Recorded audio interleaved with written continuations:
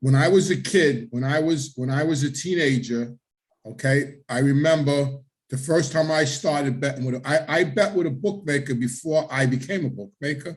So I remember when I first started, I had a friend of mine, Larry, and his father had a bookmaker. His father was a bit of a gambler, and his father had a bookmaker, and we were kids, and him and I started betting on Sunday football games, NFL, like $25 bets, $25 parlays.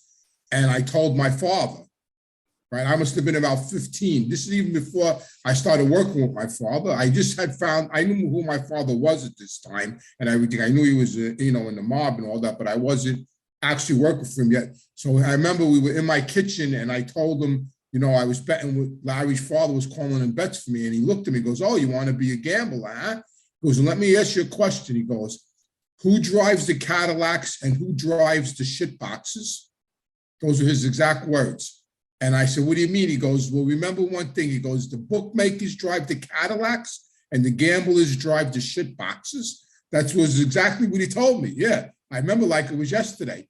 I tell everybody that. I tell everybody that story with gamblers, kids that gamble. I asked them who drives the Cadillacs and who drives the shit boxes. I mean, back then, don't forget, Cadillacs were when you drove a Cadillac, that was the top, you couldn't get no better than that. That was like, that was it. In the 60s, if you had a Cadillac, like you were on top of the heap, you know what I mean? So that was my first introduction into bookmaking.